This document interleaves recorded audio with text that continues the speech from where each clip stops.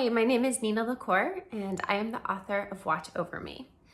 Watch Over Me is a modern ghost story about an 18-year-old girl named Mila, who has just aged out of the foster care system and has accepted an internship with a family on the Northern California coast. She is very eager to be folded into the family and to become a part of them. But on the first night there at the farm, she sees a ghost glowing across the field. And soon old memories of her own start to haunt her as well. Over the course of the novel, Mila has to decide whether this place that she's ended up in is the right place for her to be or the wrong one. I drew on a lot of the same inspirations that I used for my last novel, We Are Okay, in terms of the classic Gothic tropes that I feel very drawn to. Once again, we have a young woman in distress. We have a mysterious location, isolation, secrets, and grief. But this time I allowed myself to lean into those a little bit more and experiment with the supernatural and the unexplainable.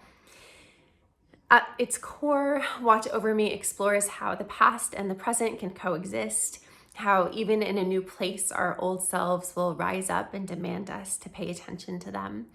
It's about self-compassion and self-forgiveness, and about coming to terms with the life we had before, the bad and the good parts of it, in order to accept and fully inhabit the lives that we have now.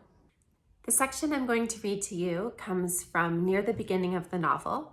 It is Mila's first night at the farm, and she and Terry, who is the farm's father figure, are next to each other in the kitchen, and they're looking out the window across the field to where Mila's cabin will be.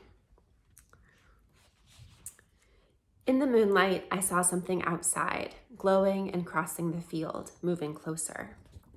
And as it came closer, the more it looked like a figure, like how a person would look if a person emanated light. "I hope you aren't afraid of ghosts," Terry said.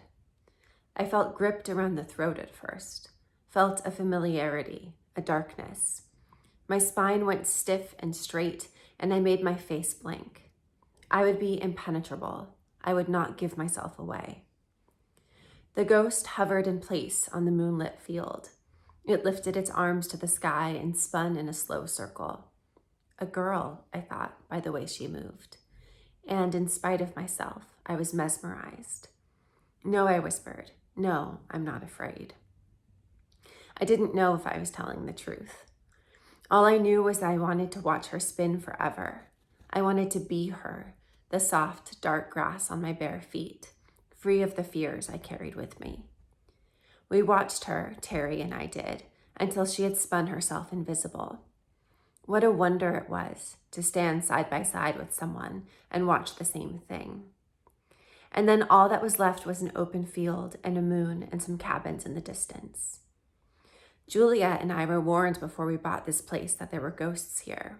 We didn't believe it, or maybe we didn't care. But the first time I saw them, I dropped to my knees. I turned toward him, waited for more, but he shook his head as though to break the memory. "Shall we?" he asked.